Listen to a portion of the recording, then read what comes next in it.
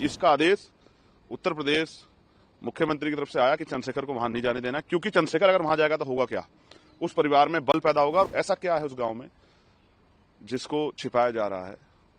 लड़की का भाई बयान दे रहा है, लड़की के पिता रो रहे हैं।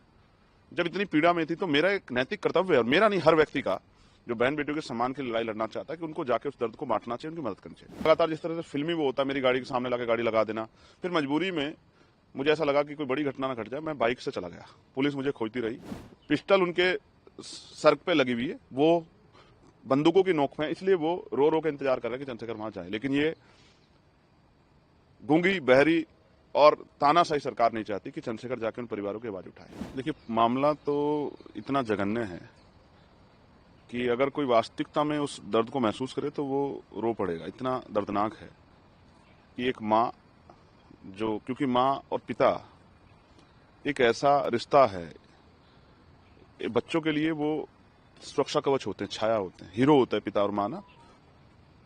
वो उनके लिए कुछ भी कर सकते हैं। बेटा पिता से कोई डिमांड कर देता है और पिता उसको पूरी कर देते हैं। कहां से करते हैं, कैसे करते हैं?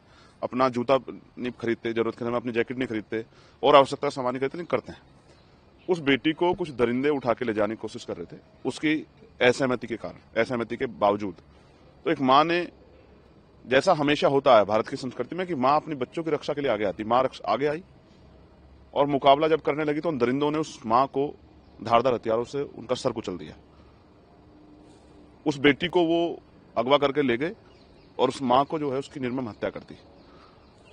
सभ्य समाज में किसी भी जाति धर्म के लोग हों, चाहे वो मेरठ के हों, उत्तर प्रदेश के, देश के जिन लोगों ने देखा, जिनके घर में बेटियां, उन सारी माओं को तकलीफ हुई होगी कि इस तरह का जघन्य अपराध की कोई किसी भी तरह से जो है उससे सहमति उस पर दर्ज नहीं करा सकता है। हर मां को, हर पिता को, हर भाई को चिंता हुई होगी कल उसकी बहन के साथ ना हो जाए, कल उसकी बहन के सम्मान के साथ ये ना हो जाए। हर मां को दर्द हुआ होगा और हर मां ने इस पीड़ा को महसूस किया होगा।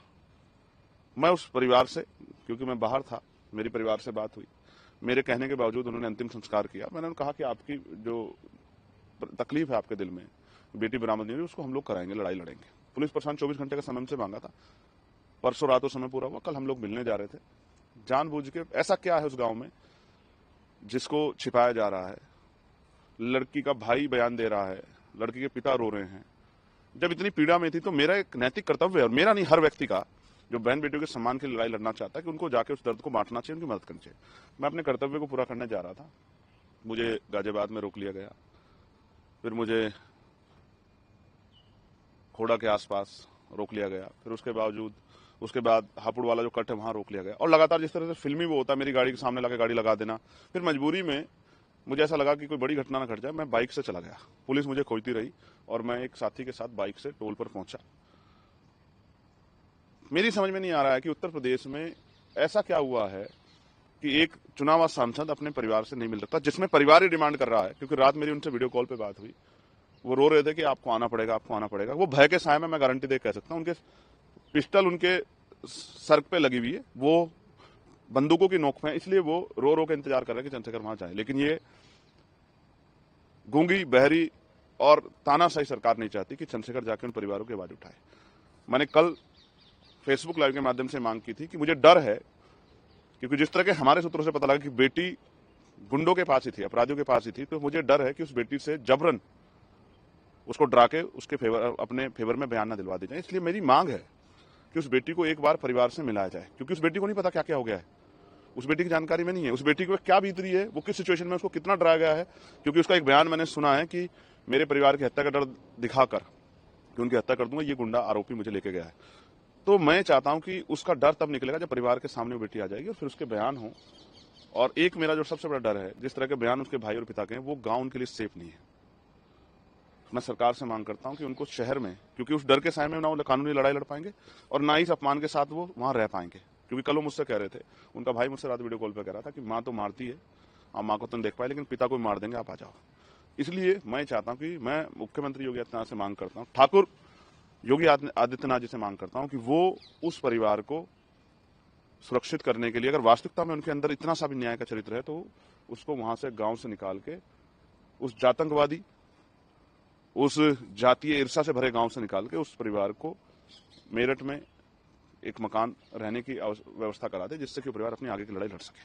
तो आप क्या चाहूंगा, जब तक मैं अपने परिवार से नहीं मिलूंगा, उनके हालात नहीं जानूंगा। मैं यही समझने की कोशिश कर रहा था कि वहां मीडिया को बैन कर दिया, जाने से रोक दिया। क्यों रोक रही थी पुलिस? क्या कर रही थी? क्या कुछ नहीं है उनके पास कहने को। ऐसा लगता है कि मुख्यमंत्री ने उनको आदेश दिया, क्योंकि सिर्फ मेरठ की पुलिस नहीं थी, सहारनपुर की पुलिस, गाजियाबाद की पुलिस, जिस रास्ते से मैं जा सकता था वहां की पुलिस सक्रिय थी मुझे रोकने के लिए। इसका मतलब मेरठ नहीं था, सिर्फ डिस्ट्रिक्ट मेरठ नहीं था। इसका आदेश उत्तर प्रदेश मुख्यमंत्री की तरफ से आया कि चंद्रशेखर को वहां नहीं जाने देना, क्योंकि चंद्रशेखर अगर वहां जाएगा तो होगा क्या, उस परिवार में बल पैदा होगा और वो अपनी बात को मजबूती से कह पाएगा, अपनी लड़ाई को मजबूत लड़ पाएगा। और सरकार नहीं चाहती कि कमजोर वर्गों में दलित, पिछड़े, मुसलमान अपनी लड़ाई को मजबूत लड़ सके। वो उनको दबा डराकर, यानी कि हम आपको मारेंगे भी और रोने नहीं देंगे, इस तरह की तानाशाही। मीडिया को क्यों नहीं जाने दे रहे हो? क्या छिपाना चाह रहे हो? बीजेपी के नेता तो कल भी वहां गए हैं, तो ऐसा क्या था कि एक चुनावा सांसद वहां नहीं जा सकता? उसका कारण मात्र ये था कि चंद्रशेखर जाएगा तो उस परिवार में बल पैदा होगा, उनमें बल पैदा ना हो और वो तड़प तड़प के वहीं मरे, डरे, वो अपनी बात ना कह पाए। इसलिए क्योंकि जब मैं उनसे वीडियो कॉल बात कर रहा हूं, उनके चारों तरफ पुलिस खड़ी हो, क्या कह पाएंगे अपनी बात को? अब समझिए हालात क्या। वो मेरे साथ 2 मिनट बैठ के अपनी बात कहते, मैं उनकी बात को सुनकर मीडिया के सामने अपनी बात को रखता, प्रश्न सवाल करता। इसलिए मैंने कल भी मांग की थी अधिकारियों से कि उस परिवार की सुरक्षा सुनिश्चित की जाए, और मैं पुनः मांग कर रहा हूं। वो परिवार वहां सुरक्षित नहीं है, उस परिवार को वहां से निकालकर शहर में कहीं जो है उचित रहने की व्यवस्था कराई जाए, उनको मकान दिया जाए, आवास दिया जाए और उनको सुरक्षा दी जाए। जब तक ये नहीं होगा तो न्याय नहीं हो सकता। और अगर ऐसा नहीं होता तो मैं डंके की चोट पर कहता हूं कि इस प्रदेश में दलितों, पिछड़ों, मुसलमानों के लिए जो हालात हैं वो पलायन जैसे हैं और उनकी सुरक्षा किसी के भरोसे नहीं है। मुख्यमंत्री कहते थे हर चौराहे पे अगर कोई बेटी को छेड़ेगा तो यमराज बैठा हो, यमराज नहीं बैठा। गुंडों को संरक्षण करने वाले सरकारी नेता और उनके आगे मजबूर, जिस खाकी का हम लोग दिल से सम्मान करते हैं, वो खाकी